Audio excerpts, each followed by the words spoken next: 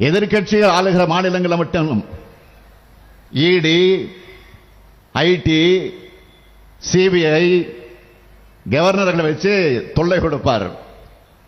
இதுதான் மோடி இந்தியா. என்ன நடக்கும்? சமீபத்திய உதாரணம், ஜம்மு காஷ்மீர் மாநிலத்தில் ஆளுநராக இருந்த சத்யபால் மாலிக் அவர் என்ன சொன்னாரு? 2019 நடந்த புல்வாமா தாக்குதல் அரசியல் ஆதாயத்துக்காக எப்படியெல்லாம் பயன்படுத்தினாங்கன்னு சொன்னாரு. மோடிக்கு ஊழல் ஒழிக்கிற எண்ணம் இல்லை, ஊழல்வாதிகள் அவர் கூடவே இருக்கிறதால அவங்க மேல நடவடிக்கை எடுக்க மாட்டார்னு விளக்கமாக ஒரு பேட்டி கொடுத்தார். உடனே அவர் வீட்டில் சிபிஐ ரெய்டு. எவ்வளவு மலிவான அரசியல்!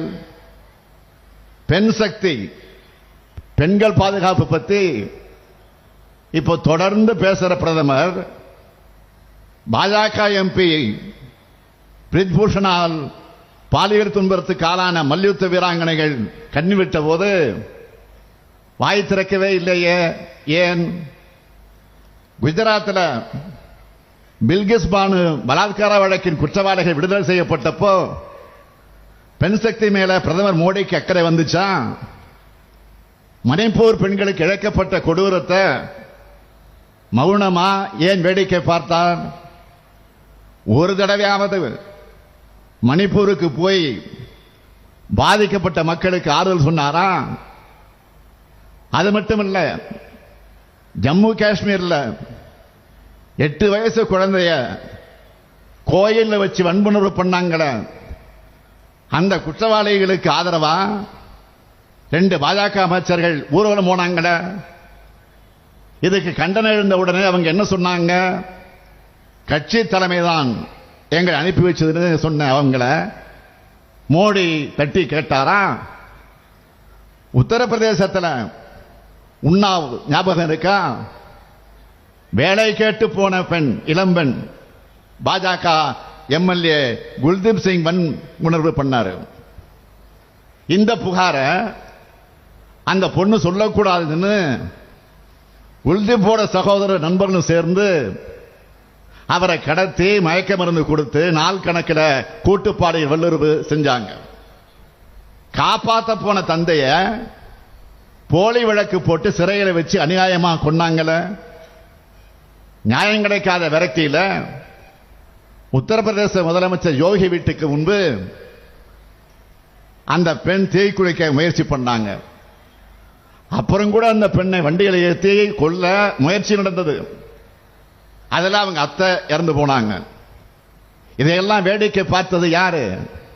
பிரதமராக இருக்கக்கூடிய மோடி தான். ஆத்ராஸ் மறந்து போச்சா? அப்பாவை தலித் பெண் ஒருவர் வன்முணர்வு செய்யப்பட்டார், இறந்தார்.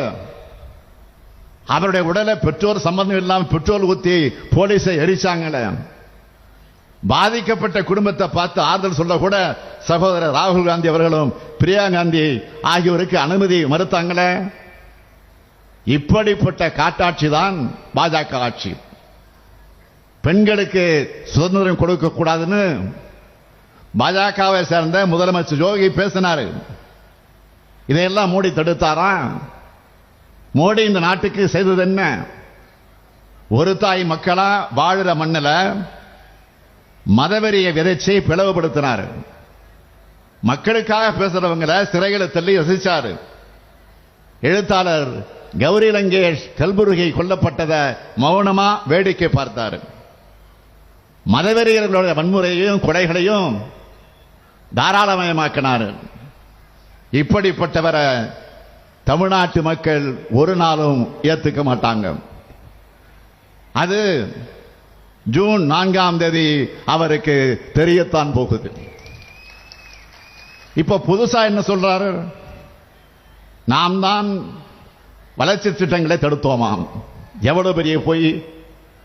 அண்ட புழுகு ஆகாச புழுகு சொல்லுவாங்களே, அது மாதிரி தான் இருக்கு. பாஜக தமிழ்நாடு வளர்ச்சிக்கு தடுத்த திட்டங்களை பட்டியல் போடலாமா? தென் மாவட்ட இளைஞர்களுக்கு அவளுக்கு வேலை வாய்ப்பு வழங்க அன்னை சோனியா அவர்களும் பிரதமர் மன்மோகன் சிங் அவர்களும் முத்தமிழ் கலைஞர் அவர்களும் இதே மதுரையில் வந்து தொடங்கினாங்க சேது சமுத்திர திட்டத்தை. அதை இதுவரைக்கும் முடக்கி வச்சிருக்கிறாங்க. ஏன் 10 ஆண்டு காலத்தில் அவங்க அறிவிச்ச ஒரே ஒரு சிறப்பு திட்டமான எய்ம்ஸ் மருத்துவமனையை கூட கட்டித்தராம தமிழ்நாட்டுக்கு மன்னிக்க முடியாத துரோகங்களை செஞ்சாங்களே. இந்த எய்ம்ஸ் கூட அறிவிச்சு மற்ற பாஜக ஆளுகிற மாநில எய்ம்ஸ் மருத்துவமனை எல்லாம் பயன்பாட்டுக்கு வந்துருச்சு. ஆனா மதுரைக்கு எய்ம்ஸ் வரல. நாம கட்டுகிற ₹1 வரிக்கு 29 பைசா மட்டும் திருப்பி கொடுத்து நிதி நெருக்கடியை உருவாக்குறாங்க. பேரிட நிதியை கூட கொடுக்காம நாம மக்களுக்கு கொடுத்த நிதிக்கு கூட நிதியமைச்சர் நிர்மலா சீதாராமன் பிச்சைன்னு சொல்லி ஏளனம் பேச வைக்கிறாங்க. செய்திகளை உடனுக்குடனும் துல்லியமாகவும் தெரிந்து கொள்ள சப்ஸ்கிரைப் பண்ணுங்க.